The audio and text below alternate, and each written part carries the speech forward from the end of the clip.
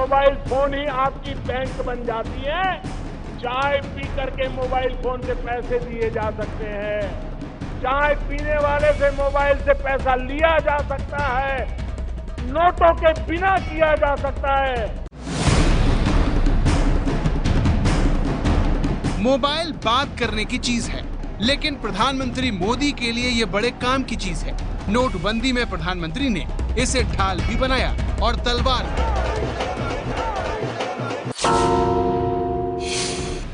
राजीव गांधी प्रधानमंत्री थे, इस देश में मोबाइल फोन लाए। राजीव गांधी प्रधानमंत्री थे, इस देश के गरीबों के हाथ में उन्होंने मोबाइल फोन दे करके एम्पावरमेंट किया। यही भाषण ये लोग करते थे। लेकिन अब जब मैं कह रहा हूं कि मोबाइल फोन को बैंक बना दो, तो कहते हैं मोबाइल फोन है ही कहां? गरीब के पास मोबाइल है कहां? मोदी जी को बहुत मोबाइल के सियासी इस्तेमाल का एक और खूबसूरत उदाहरण देखिए। बात यूपी चुनाव की है। जब मोदी खराब मौसम की वजह से सभा को संबोधित नहीं कर पाए, तो उन्होंने मोबाइल को ही अपना हथियार बना दिया। हेलो, हाँ, सादर प्रणाम। मैं माइक पे लगा रहा हूँ, यहाँ पे कृपया अपना उद्बोधन देने का बोलें सब। हेलो, हाँ आप बोलें, आवाज आ रही है सर।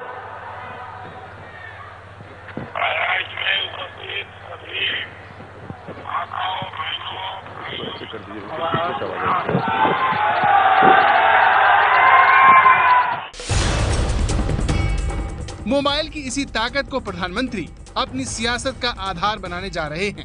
प्रधानमंत्री नरेंद्र मोदी ने आज सुबह झारखंड, ओडिशा, आंध्र प्रदेश, तेलंगाना और कर्नाटक के बीजेपी सांसदों के साथ मुलाकात की। नाश्ते पर हुई इस बैठक में मोदी ने मोबाइल से जुड़ी अपनी बड़ी योजना का ब्लूप्रिंट रखा।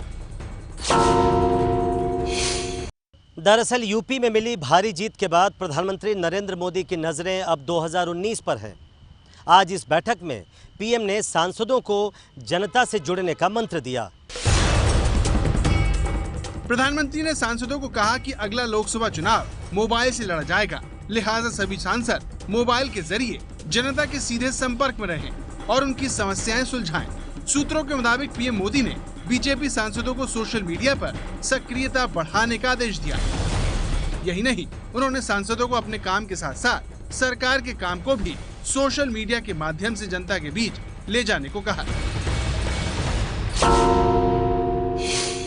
इसके अलावा प्रधानमंत्री ने सांसदों से अपने अपने क्षेत्रों में उज्ज्वला योजना के तहत गैस कनेक्शन पाने वाले परिवारों और महिलाओं का सम्मेलन करवाने को कहा। साथ ही नए लाभार्थियों की पहचान भी सुनिश्चित करने का आदेश दिया। प्रधानमंत्री मोदी के संदेश को बीजेपी के सांसदों ने गंभीरता से लेना भी शुरू कर दिया है। वहीं पार्टी के सोशल मीडिया प्रचार के लिए काम कर चुके अनूप को लगता है कि मोदी का ये कदम गेम चेंजर साबित होने जा रहा है। एक दिन मैं अपना फेसबुक देखता रहता हूँ, ट्विटर देखता रहता हूँ, यूट्यूब चैनल देखता रहता हूँ, तो मैं स्वयं इसको करता ही रहता हूँ। तो प्रधानमंत्री जी ने कहा था और अब उत्साह हो जाएगा और इनकरेजमेंट मिलेगा कि इसको और हम प्रयोग करेंगे। आज के समय में सब लोग मानते हैं कि 2019 होते होते देश में स्मार्टफोन की जो प्रतिशत है वो करीबन 40-50% हो सकता है। और अगर स्मार्टफोन का प्रसार इतना बढ़ गया तो सोशल मीडिया जो कुछ चैनल्स है, व्हाट्सएप, फेसबुक इत्यादि, इसका भी प्रसार उतना उस संख्या में बढ़ेगा। तो स्वाभाविक रूप से आज के जो नौजवान है, स्पेशली जो फर्स्ट टाइम वोटर्स है, उनको आपको सोशल मीडिया के थ्रू ईजिली टारगेट कर सकते हैं। तो पुराने जो तौर तरीके हैं राजनीति का, वो सब बदल करके अब सोशल मीडिया के थ्रू एक नया राजनीति उभर के आएगा। भारत जैसे गरीब देश में क्या मोबाइल फोन वाकई में बड़ी सियासी ताकत का आधार बन सकता है? जब इस सवाल का जवाब जानने के लिए हमने रिसर्च की तो पाया कि मोबाइल को लेकर प्रधानमंत्री का आकलन 100% सच है। 31 दिसंबर 2016 तक भारत में कुल 112 करोड़ मोबाइल फोन सब्सक्राइबर हैं। शहरों में करीब 66 करोड़ मोबाइल फोन सब्सक्राइबर हैं, जबकि गांव में 46 करोड़ मोबाइल फोन सब्सक्राइबर हैं। मोबाइल के बढ़ते चलन ने ही सोशल मीडिया को नई सियासी रणभूमि बना दिया है। ये प्रचार का ऐसा माध्यम बनकर उभरा है जिसका वोटर के मन पर गहरा असर होता है। आंकड़े कहते हैं कि 2014 के बाद भारत में तेजी से इंटरनेट का इस्तेमाल करने वाले लोग बढ़े हैं। पिछले 3 सालों में भारत में 26 करोड़ 89 लाख नए इंटरनेट यूजर्स जुड़े हैं।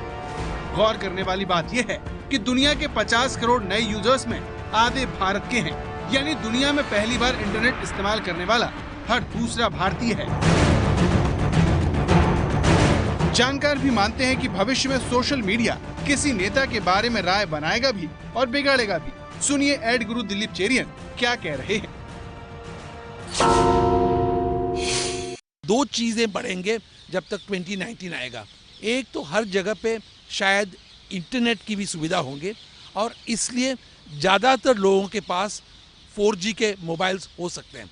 तो 4G और 5G दोनों मेरे ख्याल में 2019 तक उपलब्ध होगा और इसके कारण से शायद उसका इम्पैक्ट बहुत ज़्यादा होगा। टेलीविज़न स्क्रीन पे विज्ञापन या न्यूज़पेपर का विज्ञापन उतना ज़्यादा नहीं देखते हैं, उनके हाथ में जो डिवाइस है उसी को वो ज़्यादा देखते हैं। दूसरी चीज़, मोबाइल पे प्रोपेगेंडा ज़्यादा इजी है क्योंकि उसमें वेरीफाइबिलिटी थोड़ा सा कम है। जिस सोशल मीडिया की ताकत को आज लोग मान रहे हैं, उससे मोदी ने 3 साल पहले ही पहचान लिया था। ये 2014 की तस्वीरें हैं जब मोदी ने सेल्फी लेकर एक नए चलन की शुरुआत की।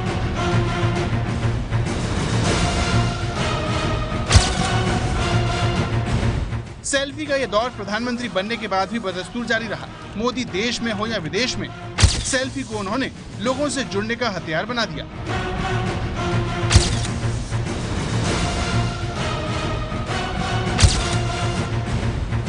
सोशल मीडिया पर इस सक्रियता का मोदी को जबरदस्त फायदा भी हुआ। फेसबुक हो या ट्विटर, मोदी को टक्कर देने वाला कोई नहीं है। फेसबुक पर प्रधानमंत्री के 4 करोड़ 40 लाख फॉलोअर हैं। ट्विटर पर 2 करोड़ 80 लाख फॉलोअर हैं। इंस्टाग्राम पर 65 लाख 52 हजार फॉलोअर हैं। गूगल प्लस पर 32 लाख 34 हजार फॉलोअर हैं। लिंक्डइन पर 20 लाख 18 हजार फॉलोअर और यूट्यूब पर 6 लाख 37 हजार सब्सक्राइबर हैं। I met many of you in Delhi and in New York and on Facebook, Twitter, Instagram. These are the new neighborhoods of our new world.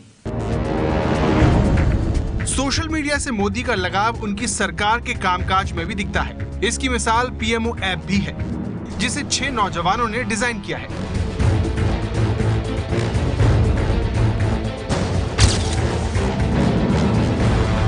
Modi सरकार की कोशिश मोबाइल के जरिए ज्यादा से ज्यादा लोगों से जुड़ने की है। इस लक्ष्य को पूरा करने के लिए माईगॉव पोर्टल, पीएमओ ऐप और नमो ऐप बनाए गए हैं, जिनके जरिए लोग न सिर्फ सरकार की योजनाओं के बारे में जान सकते हैं, बल्कि अपनी बात भी सीधे प्रधानमंत्री तक पहुंचा सकते हैं। खास बात यह है कि आने वाले वक्त में सरकार की इस पहल के अच्छे नतीजे देखने को मिल सकते हैं। 2018 तक दुनिया के स्मार्टफोन के बाजार में भारत की 46% हिस्सेदारी होगी, यानी दुनिया में सबसे ज्यादा स्मार्टफोन भारत में बिकेंगे। इसका मतलब ये भी है कि भारत की बहुत बड़ी आबादी स्मार्टफोन से लैस होगी। देश में स्मार्टफोन की यही फौज सरकार बनाने और बिगाड़ने जा रही है। मोदी ये जानते हैं मोबाइल से जनता को मोदी किस तरह अपने करीब लाते हैं। इसका एक और उदाहरण देखिए। तस्वीरें महाराष्ट्र की हैं। पीएम ने अपनी बात पर हामी भरवाने के लिए जनता से अपने मोबाइल से रोशनी करने को कहा और जनता ने मोबाइल लहराने शुरू कर दिए। ठीक करना चाहिए कि नहीं करना चाहिए?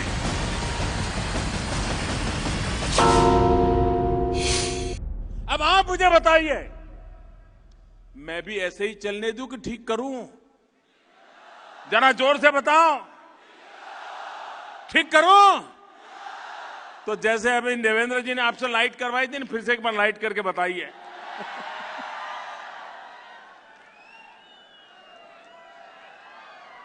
ठीक करना चाहिए कि नहीं करना चाहिए? मोदी की कोशिश मोबाइल पर निर्भर होते नए इंडिया को अपने करीब लाने की है, ताकि वो अपने मन की बात बेहतर और असरदार तरीके से लोगों तक पहुंचा सके। और मोबाइल से ये सब कुछ हो सकता है। इसलिए मोदी कह रहे हैं, मित्रों, अगला चुनाव मोबाइल पर होगा।